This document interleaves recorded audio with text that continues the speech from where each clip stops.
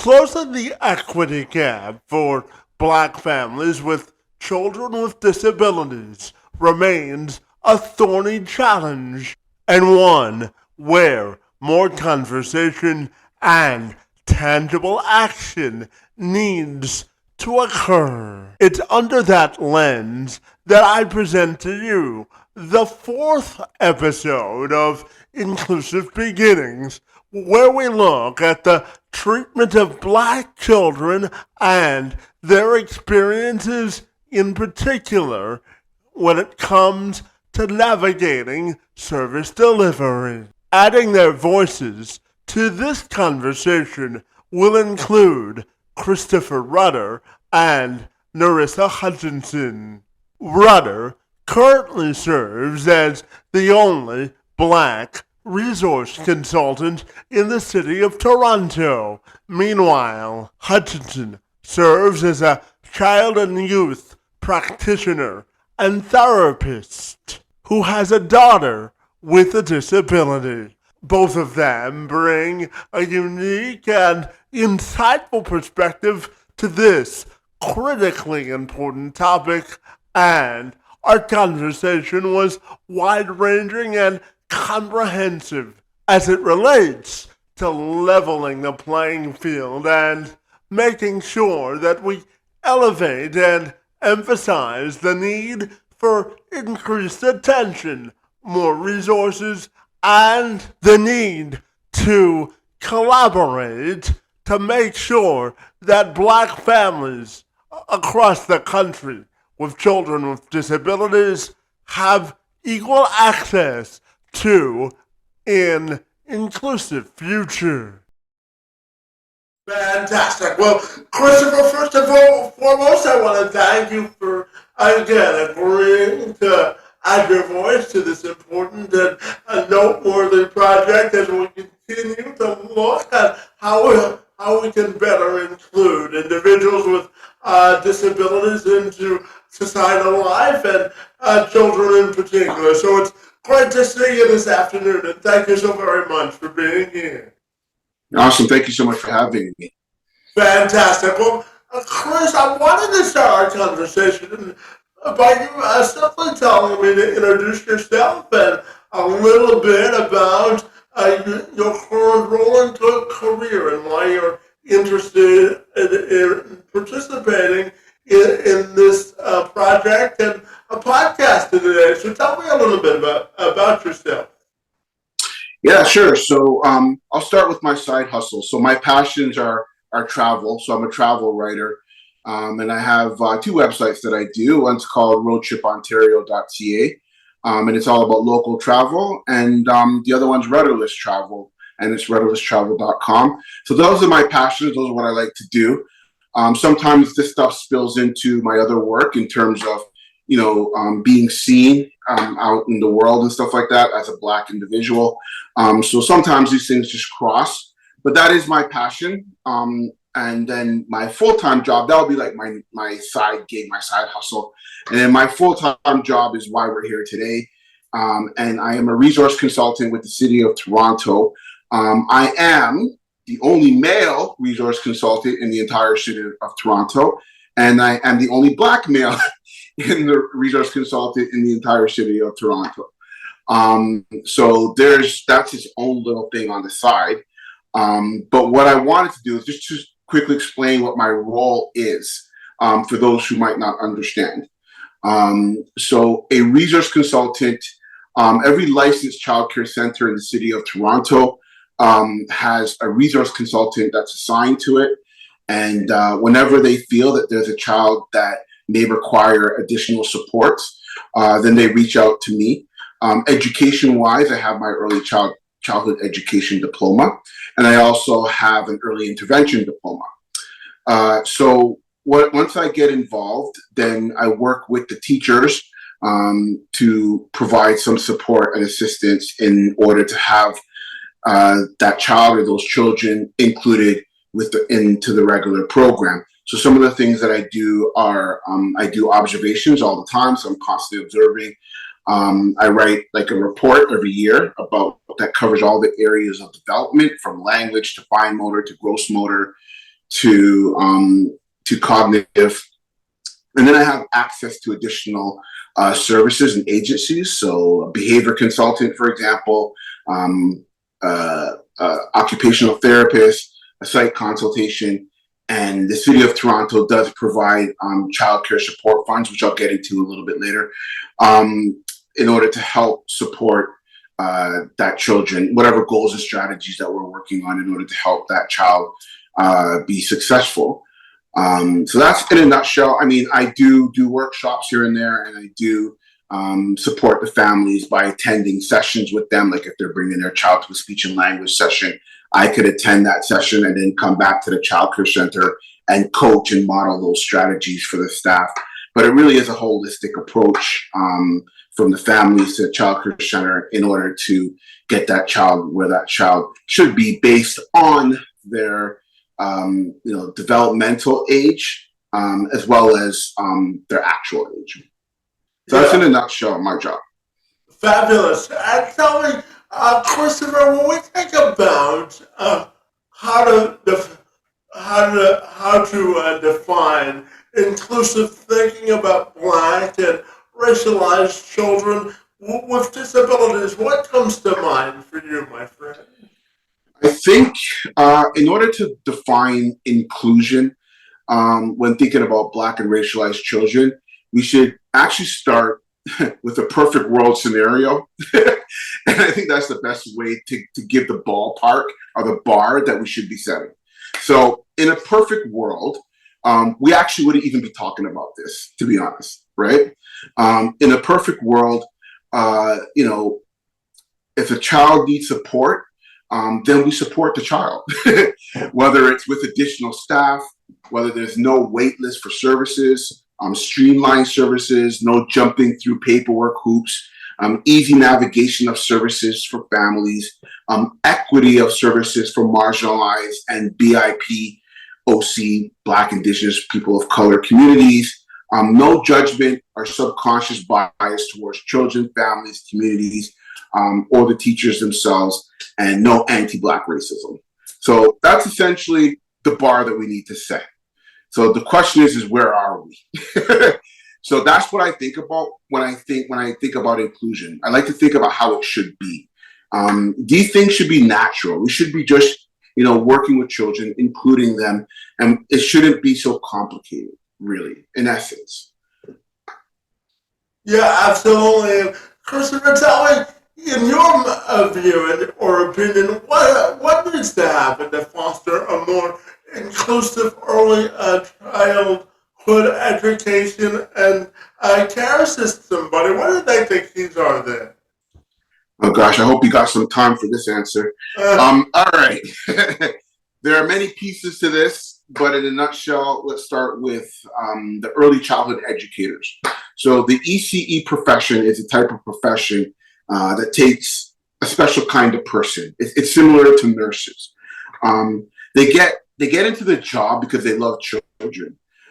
They know that it doesn't pay well, and they know that it's hard work, but they also know that it's rewarding. So I think people in general, society, they're finally starting to realize that the job is far more than just babysitting. Yet their pay is generally not good or vastly disproportionate to other professions. And in some cases, there's like a $10 to $15 difference between actual ECEs in the profession, like with different agencies. So we're underpaid on a large scale, but then even different daycares have different payment structures. It's important to note that the economy would crumble without childcare. So we all remember how challenging it was when we had to do meetings for our jobs when the kids were home during the pandemic, right? So, that just goes to show you how important childcare is. And, when speaking of the pandemic, in order for the nurses, the doctors, and other healthcare professionals to do their job, they needed to make childcare an essential service. But ECEs are not paid or treated like an essential service. So ECEs, it's a largely female-dominated profession. So there's an argument to that as well. But that's a different story for a different podcast. but there's, inconsistent staffing really affects children, especially when children who have needs. And this field and profession specifically is seeing a decline in ECEs applying for the job. So that's a real big problem. So we have inconsistent staff, and it really affects children. So I think first we need to pay ECEs better and equitable across the profession. You need a college degree to be an ECE. So maybe we don't get paid the same as school teachers, given their amount of required education, but we should be not that far behind from them. Given the current economic climate, like nurses, as I mentioned, ECEs are also hard to find, and they are leaving the profession. So we need to pay them properly. The second point is there needs to be more teachers in the classroom. The current ratio is based on typical functioning children. So, for example, the ratio for a preschool room is 1 teacher for 8 children. So the average classroom size accommodates about 16 children. So in most cases, there is no question that including children with needs, with typical developing children, benefits to child with needs on many levels. We're talking language, special help, self-help skills, fine motor, gross motor, turn taking, etc. But it also benefits the typical children as well, because it teaches them empathy, compassion, patience, and advocacy. However, depending on the child's needs and or the number of children with needs in the program, it can become challenging. Not just for the teacher, but for the children with needs and the children without needs. So having another teacher would change the ratio and allow smaller numbers and better support for all. Now, granted, as I mentioned off the top, the City of Toronto does provide a little bit of funding, which is called Child Care Support Funds, and it allows the teachers to hire an additional staff to implement goals and strategies that we all design and work together on in their program, but it's very limited. So having a more of a permanent type of teacher would be great. When the childcare center, and this is unfortunate, but when a childcare center or a room has more children with needs that they can handle, then childcare start requesting families that are registering for childcare to bring their children in for the initial interview so that the childcare supervisor can get eyes on them. And then, unfortunately, some centers just do this to avoid having children with needs. But essentially, the point is that they're doing this because they don't want to have more children with needs in their program that they can handle. So having more teachers would definitely help that. Some other pieces are shorter wait lists and more access to external services. So while resource consultants like myself, like I mentioned off the top, we have access to behavior consultants and occupational therapists, there is a wait list. We also have access to speech and language pathologists once upon a time, but we don't have that anymore. So that would be good to have. And I think better bridging over various education levels. It would be great and it would be more holistic. It'd be great if we had more holistic communication and relationship with the school board and the child care, for example. So, because sometimes the child is going between both, but sometimes the communication isn't going across both. So that it really creates problems. And I think on ECE Appreciation Day, the College of ECE should have a conference to allow ECEs to learn the latest in child development programs, hear motivational speakers, and learn techniques, etc. So when we're talking about childcare specifically, childcares are all centered around the ECEs, right? Whether they're dealing with typical children or children with needs, it centers around the ECEs. I'm there to support them, but they're there on the front lines doing the work. So we got to start with them first if we want to do any kind of changes. If we're not paying them properly, if we're not supporting them, then it creates an environment where people are miserable, and then people don't want to do their job, and then unfortunately the children suffer, whether through programming or through the lack of motivation. So we have to start with the ECEs. Yeah, absolutely. And Christopher, tell me, how do you think race and disability are interconnected when we talk about child care and childhood education as well? Quite honestly, it's like a double-edged sword, really.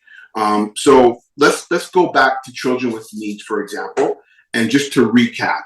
So let's separate them out for 1 second. So you got children with needs, and then you got children that are racialized, are marginalized. So it's like a double-edged sword. So first, the children with needs. You got underpaid teachers, teachers who are managing several children with various needs and behaviors. You got no additional staff, long wait lists for services, no streamlined services, jumping through paperwork hoops. I don't know if you've ever tried to navigate any of these government systems. It's almost impossible. There's a general notion that children with needs are too much work.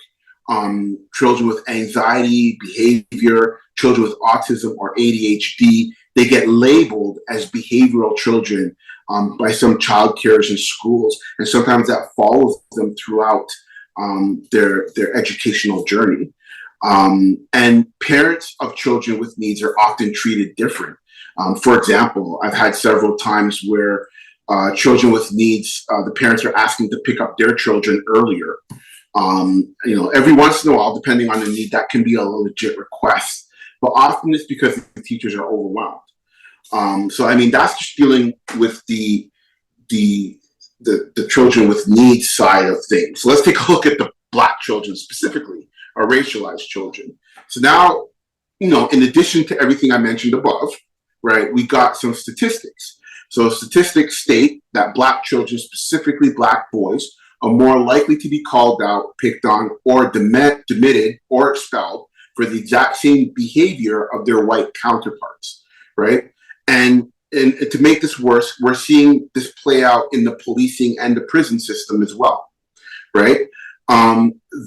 This is connected to anti-Black racism playing out in all systems and institutions, from the workplace to applying for a loan, a mortgage, credit, or rental property, etc., which is also connected to subconscious bias and leads to inequality of marginalized and BIPOC across all systems and institutions, in addition to the education. So we're talking the health system, banks, prisons, policing. All of this, of course, is connected to the current and after effects of colonialization. And then I want to talk specifically about subconscious bias. It's a very dangerous thing because while it can be intentional, it's often unintentional and typically learned from parents, friends, media, content, etc. So things like, and I'm just giving examples here, things like Chinese people can't drive, but they're all smart, or Black people are lazy, but they are good at basketball, rapping, being absent fathers, and being gangsters. So these subconscious biases, they're embedded in our psyche, even to the point where we even judge our own peoples.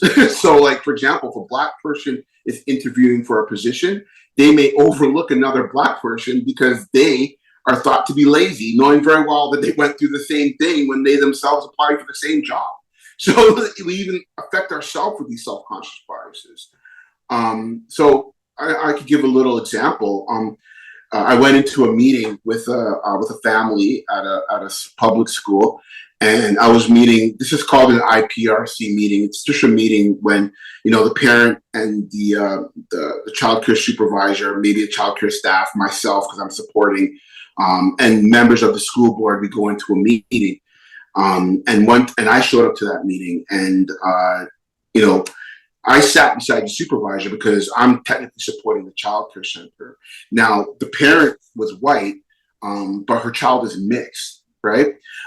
So when the principal, this is the vice principal of the school, she came into the meeting, and the first thing she says to me is she's saying, "Oh, it's so good to see fathers attending these meetings. It's so good to have the fathers here.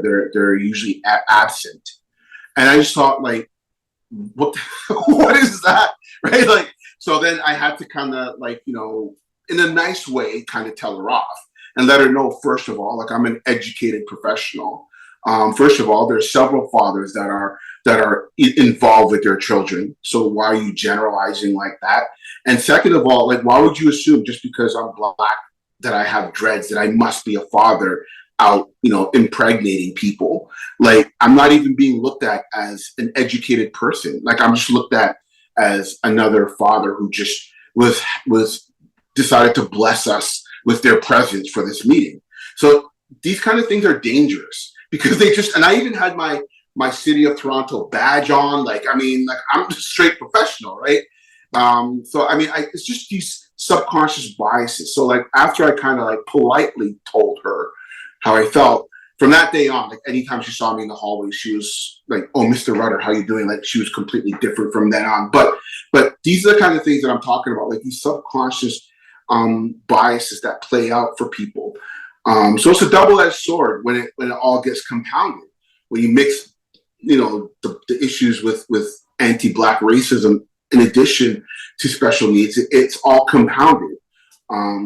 So yeah, I mean, that's basically, in a nutshell, how those things kind of interconnect. It really is a double-edged sword. So it's just an extra burden. It's an extra problem. It's an extra issue for the families. Yeah, absolutely. And Christopher, I'm curious to ask you about what do you think needs to happen to foster a more inclusive environment for Black children and families who have a disability? I know it's hard, but we all need to unlearn our subconscious bias. We all have them, right? Some of them are thought of as to be good, but we all have subconscious bias. So the first thing we got to do is we got to unlearn that. We can't have judgment or subconscious bias towards children, families, communities, religions, or the teachers themselves. So it's the first thing we have to remove that. We got to start thinking differently. My father put a whole bunch of subconscious biases on me growing up.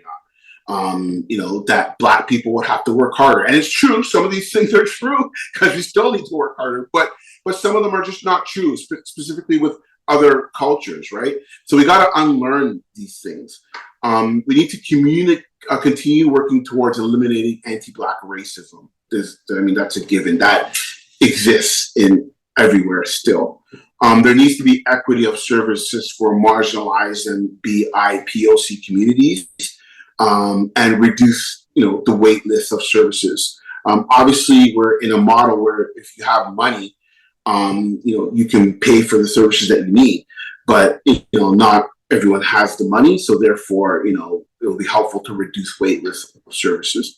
There needs to be equity in employment for marginalized and BIPOC communities with the same qualifications as white people, and absolutely no tokenism, because I don't like that. I just want people to be hired or treated the same and be hired because they have the same qualifications. A lot of the parents that I work with are working 3-4 jobs, but meanwhile they have an education, but they were just overlooked because of someone else that has a different skin tone applied for the same job. So that kind of stuff needs to stop, and that's directly connected to our subconscious bias. And we need to pay ECEs better. We need to make it an essential service. More teachers in the classroom to support children with extra needs. It's always going to be helpful for the children. Yeah, absolutely. And Christopher, tell me about some of the broader challenges you still see in the system for Black families with children with disabilities. What are some of the challenges you're still seeing out of the field? What do you think needs to happen rather for them to be addressed?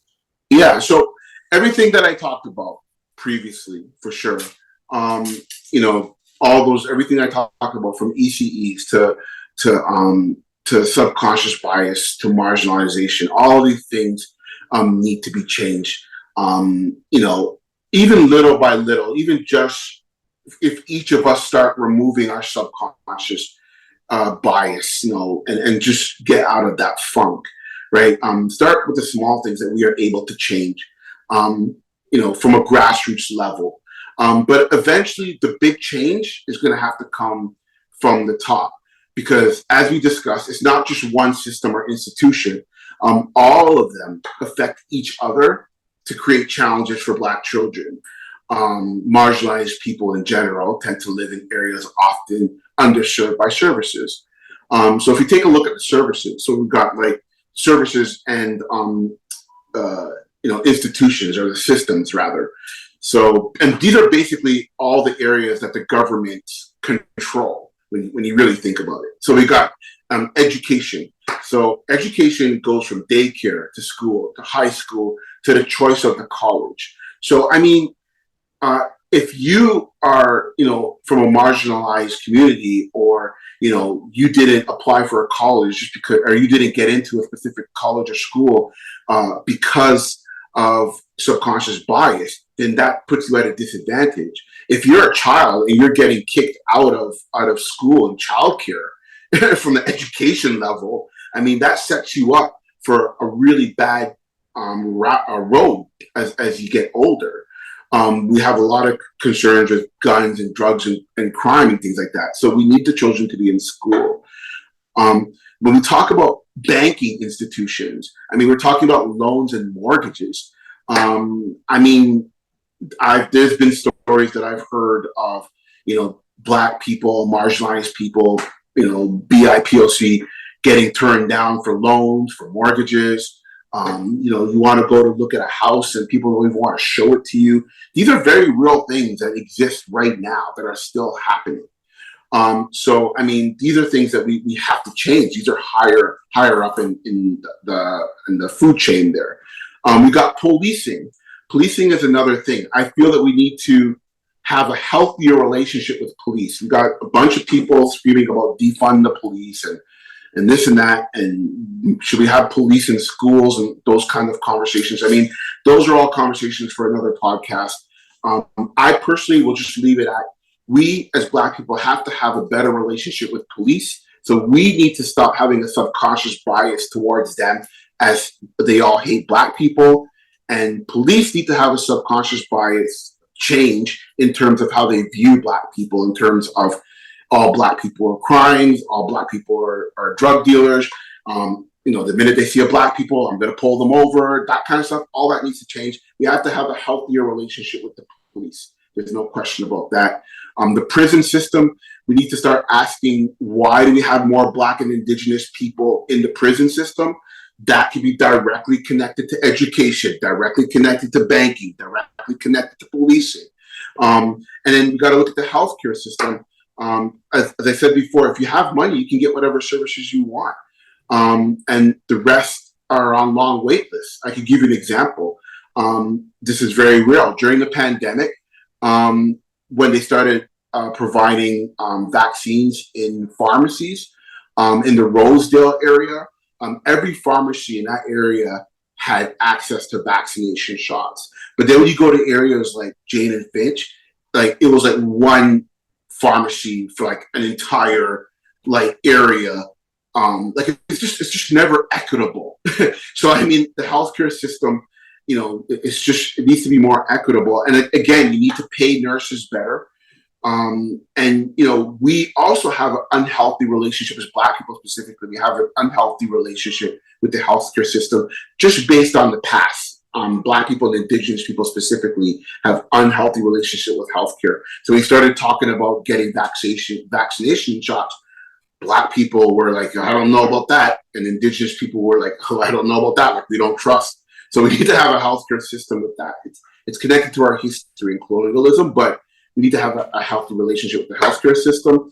And careers. It's very simple. I mean, we are always overlooked for jobs that we have the exact same qualifications for white people. And that has to change, because we need to have good jobs. Like, parents and families can't be working 3 or 4 jobs when they have skills, when they, if they're a lawyer, if they're doing these things, they went to school, if they happen to get into the college and now they actually have a law degree, but now they can't find a job as a lawyer. So, I mean, these things are all connected to each other. So all the systems need to change. They need to be updated.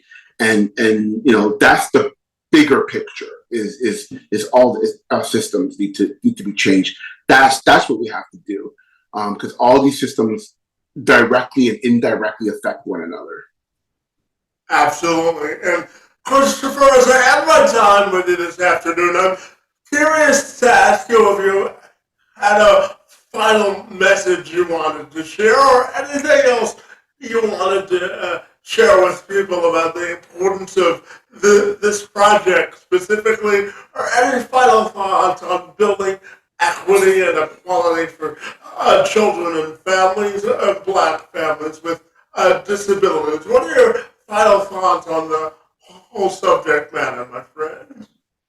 I think, for me, as a person in this profession, I think especially as a black male in this profession, I always believe that it's really important to, if you can see me, you can be me, and I think that that's extremely important. So the more that black youth and black kids can see me in a profession that's respected, and I'm not outside dealing drugs or doing crime or something like that. Like the more that people can see that, then it gives them an option. And I believe that's like almost like a secondary calling for me. Is that when people see me out there, it just shows a lot. It shows that black males are good with kids. They can make good father figures. They can do other jobs other than what our subconscious bias tells us that they are supposed to be doing. That they don't have to be basketball players. They don't have to be rappers. They can be educated and have other jobs, have a respected job. And I think that it really is our job. And I know it's a lot of work, but we as black people, myself, yourself, it's really important that we make time to give back in these kinds of conversations, because it's up to us to help move the needle forward. I mean, we've been dealing with this stuff for years now. I mean, and we're having success, but it's ever so slow. So we need to continue to move this forward, and that means making time to do things like this, like being a guest in the podcast, or maybe people might have questions, like maybe a white person might have a question. Like, don't get frustrated. Just answer. Just talk to them. Like, we have to make ourselves available. I'm not saying that we need to do it 24/7 because it does get tiring, but we do need to make ourselves available and do our best to move things forward. I think that's our responsibility. If you want to see change, then we need to be the change, right? And the last thing I'll say is to people that are in hiring positions, try to remove the subconscious bias and try to just hire people based on their skills. You want your workforce to be diverse, but you don't want it to be diverse because of tokenism. You want it to be diverse because people actually have the skills. People that are all different cultures have the skills for the job. So, look at their skills and make your work environments diverse that way. So just take the second to look at people's work skills and try to hire that black person instead. If you have of that white person, if there's already a lot of white people there, hire that black person if they have the skills. Don't do it because you need to have one. Do it because they actually have the skills. And I think lastly, in terms of in the news, we're hearing all this crime and violence and things like that. I think that we as black people have to have a better relationship with the police. I think that's really important.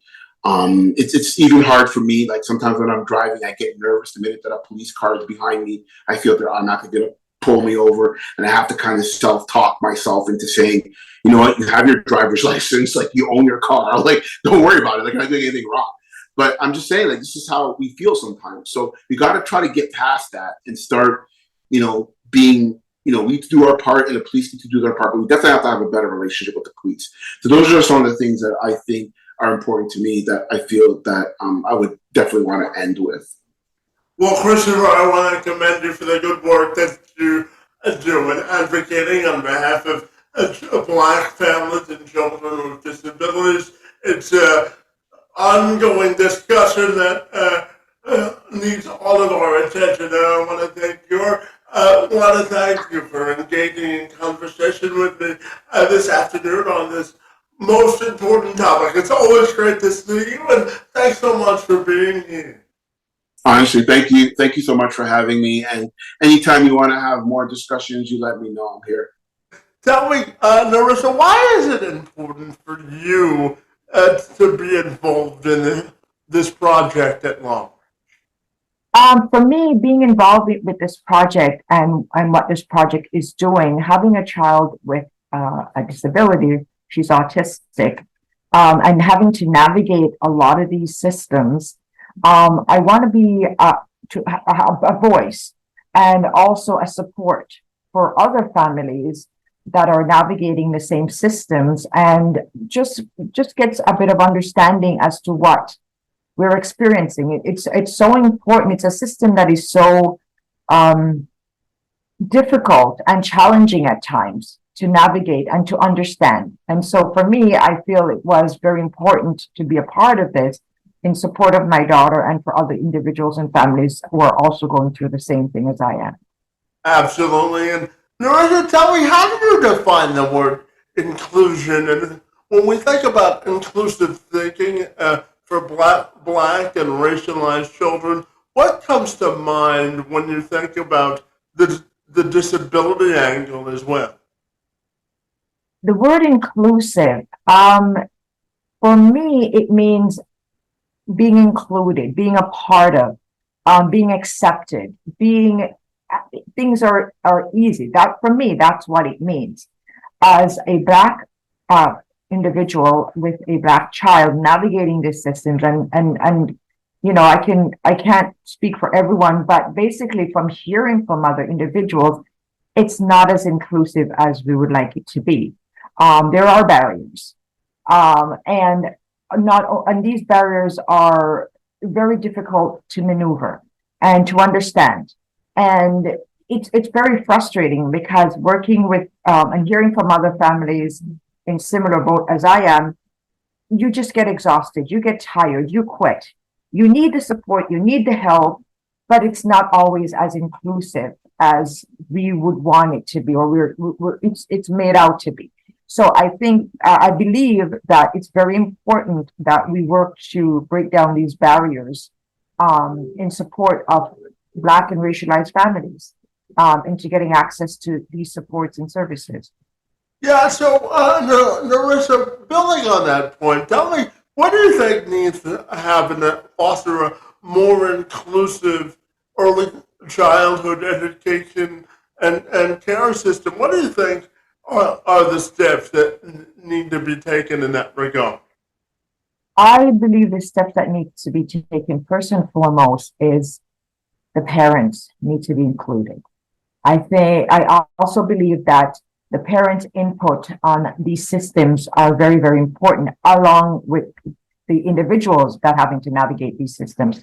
Um, Sometimes, from my own experience, these systems are set up without the parent or the individual with that said disability being included or even being a part of the decision. So you going into these systems or into this so-called inclusivity, you are having to now work at getting an understanding as to what your needs are, because the system is set up and you are having to navigate the system that may or may not be designed for you or for your child. Yeah, absolutely. And Narissa, tell me, how do you think race and disability are interconnected when we talk about early childhood care and education? How do you think the two things are interconnected? Um, wow. Race, it's interconnected because it's, for one thing, I find being a racialized individual or racialized family, that's an extra barrier that you having to deal with. The system is not, it's another layer you have to deal with. It's a disability, you're racialized, intersectionality of all of that makes you kind of invisible. And so it's having to fight and having to work at being visible, to be seen, having a voice, speaking up, and it's exhausting, it's tiring. And so race and disability is very challenging. It's there, a lot more work has to be done. It has to be inclusivity, it has to be culturally relevant. And also having an understanding where we are seen, we are seen, and others like us are at the forefront as support and guide. So it's race and disability is a very challenging issue because it's another intersectionality as a racial person that you have to deal with, among other things. Yeah, absolutely. And, Black children with disabilities face unique challenges more than Yes.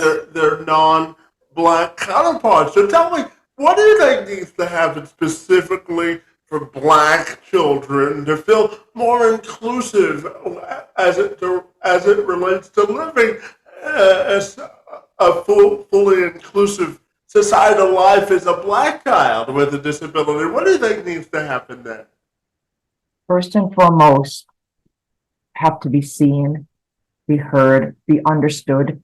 The system has to be culturally relevant and inclusive. And in a lot of cases, it's not. So you are having to adapt to the system that is not designed for you. And again, for me, from my own experience, is having to, and I'm breathing out, but it's having to, I feel for me, it's explaining yourself over and over and over again, about your needs. There's that lack of trust. Are you telling the truth? It's like, as Black individuals, we present differently. So when we present ourselves with a disability, it's not at the same level as our white counterparts in how we are perceived and how we're seen. And so therefore, in a lot of cases, in my own experience, because of how my daughter presented herself, how I presented myself, we were not believed. It took a long time to get access to services and access to care because of how we present. And so it's very important that there's a deeper understanding working with racialized families, how they present, how they deal with disabilities, how trauma intersects with that, and how it's very important also that we have culturally relevant care and understanding of what our needs are and what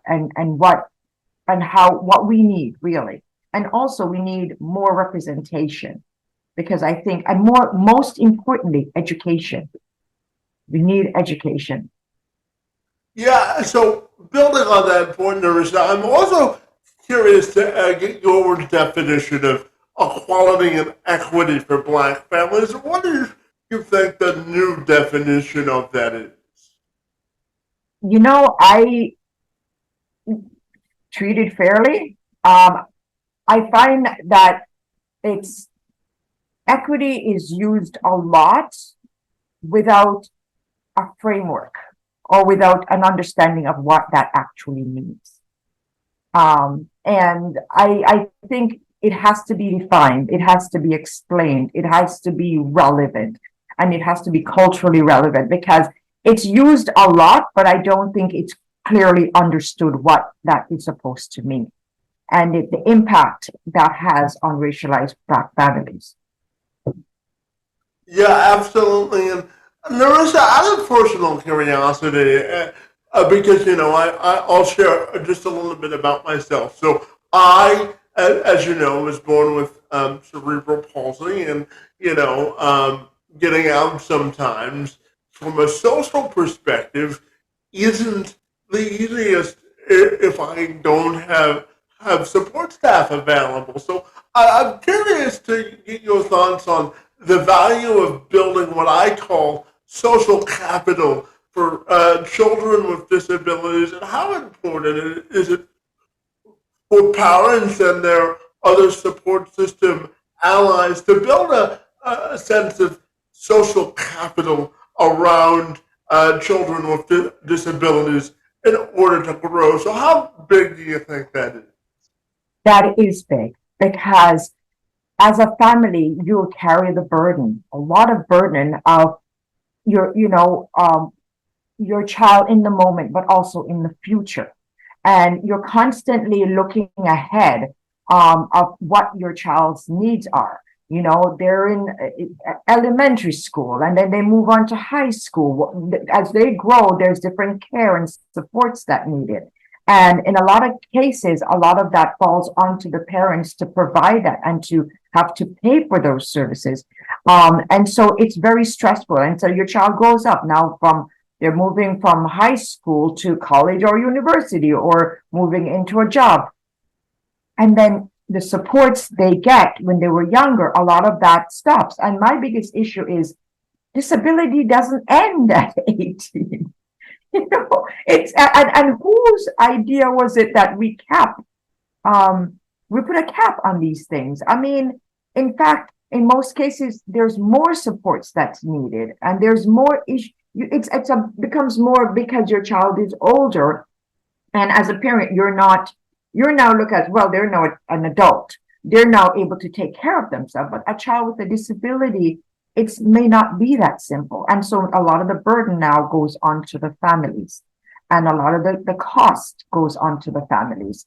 And so you now having to pick that up. And so a lot more supports may also be needed for your child. So a lot of the burden goes on to the parents. So it's very, very important that things are not capped, or the mentality around disability and aging. There's a better understanding that needs to change. Yeah, absolutely. And Nerissa, I have a couple of questions left for you. And the first one has to do with, we talked earlier about the value of collaboration and really putting together an early sort of list of resources for families to tap into. But I'm curious if you had any extended thoughts on the value of collaboration and really the importance of sharing resources and communicating amongst the community. How big do you think that is? First and foremost, it's very, very important that when we're sharing resources, they're relevant. When you're sharing resources, it's geared towards your needs. So you as the parent is not left to have to, okay, let me go through this one. Let me go through that one, which is what I had to do to find care. The community should be geared towards your needs and the needs of the families, not just here's a list of resources. Congratulations, go figure it out.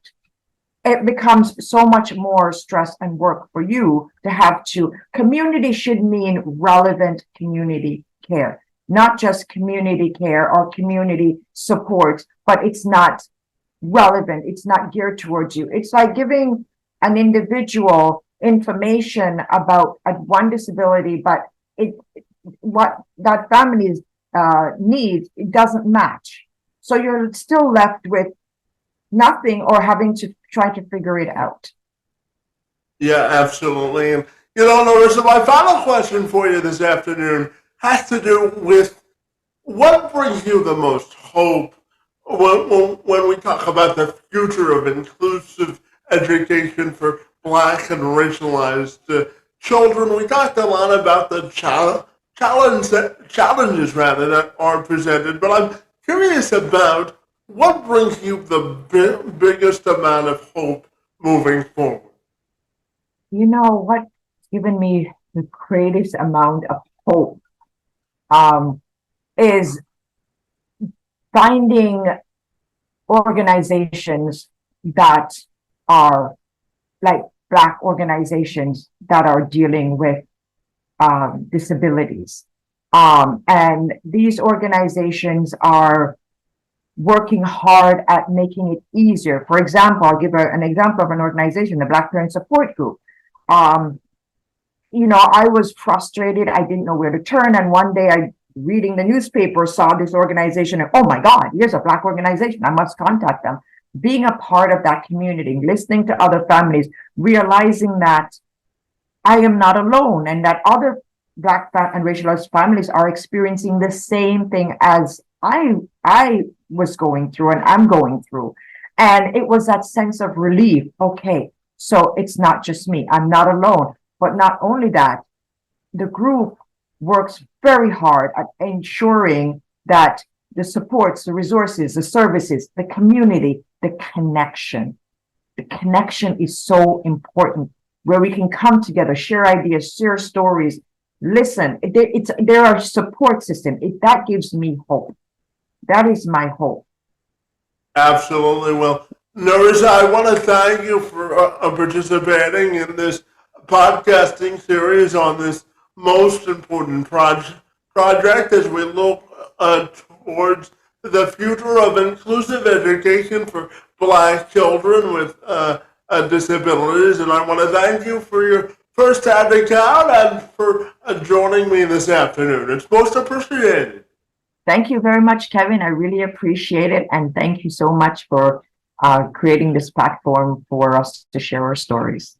In the fifth and final episode of Inclusive Beginnings, we'll take a deeper dive and a closer look at where this project is going, where it's been, and where it hopes to make its most tangible impact moving forward into the future by sitting down and having a conversation with Catherine Underwood, the program's coordinator at large, and Megan Zarifian will also add her voice to this important conversation. Zarifian serves as a professional learning consultant for affiliated services for children and youth, who will provide a frontline perspective on what she's seeing out in the field as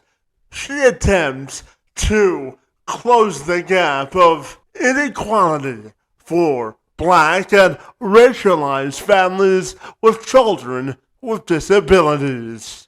There's plenty of comprehensive and quality information and conversation in our final episode in this series, which you cannot afford to miss.